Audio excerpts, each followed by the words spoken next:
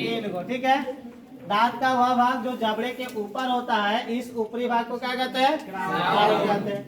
और दांत का वह भाग जो जबड़े के अंदर धंसा होता है, उसको हम लोग क्या कहते हैं? जॉ कहते हैं। और दांत का वह भाग जिस पर मांस का एक उभार पाया जाता है, उस भाग को हम लोग क्या कहते हैं? नेक कहते हैं, ठीक है। और इस नेक के ऊपर दांत के जो मिडिल पार्ट होता है, उसके ऊपर मांस का जो उभार पाया जाता है, उसको हम लोग क्या कहते हैं? मसूड़ा कहते हैं। क्या कहते हैं? मसूड़ा।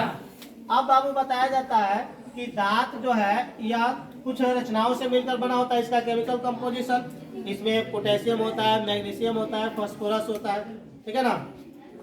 अब बताया जाता है कि दांत का अधिकांश भाग जिस रचना से मिलकर बना होता है, उसको हम लोग क्या कहते हैं? डेंटाइन। घुमा दियो लोग, क्या कहते हैं? डेंटाइन कहते हैं। अब ये जो दंतास्थि होता है, यह दांत का सबसे माने अधिकांश भाग को निर्मित करता है।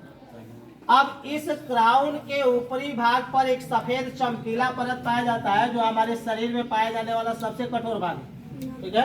मानव शरीर में सबसे कठोर भाग जो पाया जाता है, वह क्या होता है? एनामेल, जो दांत को ऊपरी माने दांत के ऊपरी सतह पर पाया जाता है और दांत को सड़ने से बचाता है और दांत को चमकदार बनाता है, ठीक है ना। अब बताया जाता है बाबू कि प्रत्येक दांत के अंदर एक खाली जगह पाया जाता है, जिसको हम लोग क्या कहते हैं? पल्प कैविटी कहते हैं, मज्जा गुहा कहते हैं। और इस मज्जा गुहा में क्या भरा रहता है? पल्प भरा रहता है। क्या भरा रहता है बाबू? पल्प भरा रहता है। इस पल्प में महीन रक्त नलिका एवं तंत्रिका का मतलब क्या समूह पाया जाता है, जो इस दांत की कोशिकाओं को, ठीक है, पोषक पदार्थ उपलब्ध कराती है, ताकि दांत की कोशिकाएं जो है कार्यशील रह सके।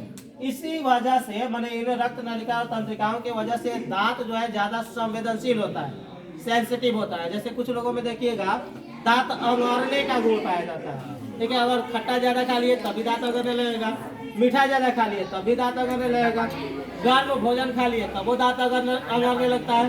तो इस तरीके से गुण में पाया जाता है।